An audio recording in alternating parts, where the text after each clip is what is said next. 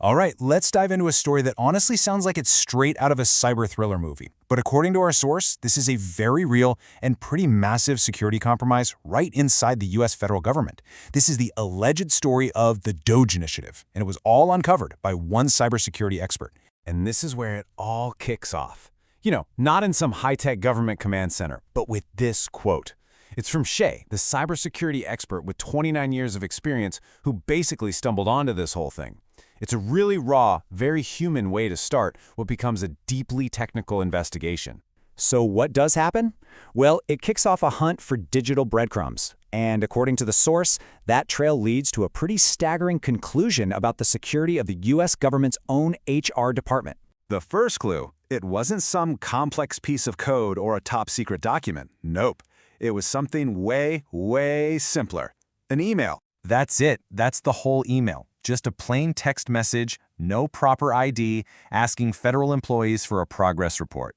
According to insiders who actually got it, this thing was so weird and unprofessional that it just immediately shattered their trust in whoever was on the other end. But here's the thing. According to the investigation, the people behind this, they weren't actually interested in what employees were doing. They were just checking to see which email accounts were active and who was behind them.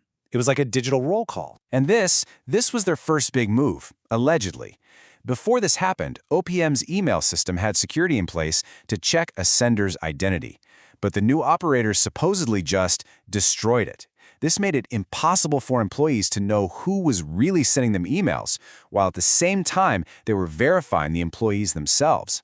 Okay, so who was behind this weird digital roll call? The investigation gave them a nickname, Doge. And as it turns out, their methods were just getting warmed up. So the Doge initiative, as it was called, allegedly infiltrated the Office of Personnel Management. And if you don't know, OPM is basically the HR department for the entire US federal government. This put them in a position of unbelievable power over employee data. Now, here's the crucial part. This group left a trail. The source claims the whole operation was rushed and, frankly, pretty poorly planned. It was supposedly executed by people who had never done this kind of huge cloud migration before. Their hurry to build this new system meant they made mistakes. And for an investigator like Shay, those mistakes were an absolute goldmine. And those mistakes, well, they allegedly allowed the investigator to find the real heart of the operation, the creation of this massive, centralized database holding some of the most sensitive information the government has. The goal was as simple as it was audacious.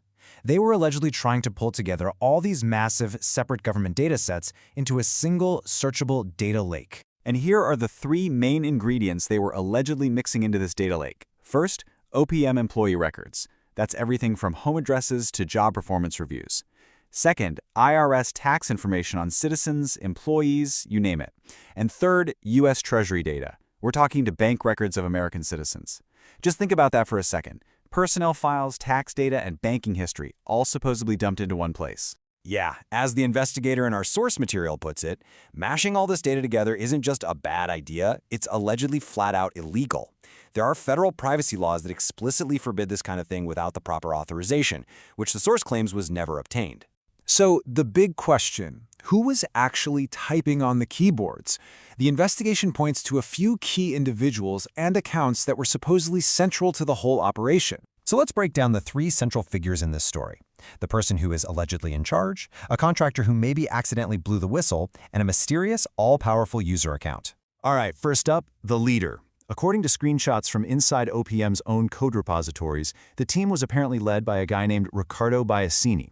He was reportedly running OPM's DevSecOps, that's Secure Development Operations, and the source material notes he's an alumnus of Elon Musk's Boring Company. Then you've got this fascinating character, J.M. Cooper. Now, the source says he wasn't even part of the Doge team.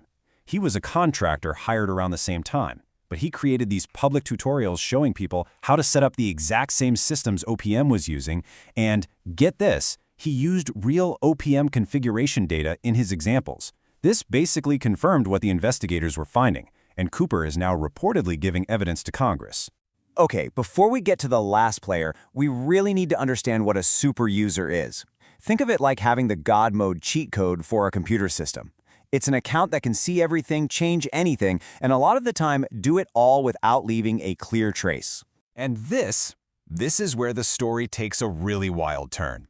The investigation claims to have found that the real account of an administrator, a woman named Amy Gleason, had these super user privileges across at least 14 different civilian agencies. The theory is that her account was used as a shared, untraceable phantom account for the Doge team to do their most sensitive work, making it almost impossible to pin down who was actually responsible. Which, of course, brings us to the biggest question of all. Why? Why go through all this trouble, break laws, and risk getting caught? Well, the source alleges there was a very clear three-part political mission. According to the investigator, the alleged mission was incredibly political, and it had three main parts. First, use all that data to shield Elon Musk's companies from federal investigations. Second, deliberately undermine the public's trust in the federal government itself. And third, use that data lake to find and get rid of any federal employees they considered ideologically out of line. And that really brings us to the heart of the matter, doesn't it? The source material lays out this incredible series of allegations, from a technical compromise to a deep political motive. And it leaves us with a pretty heavy thought to chew on.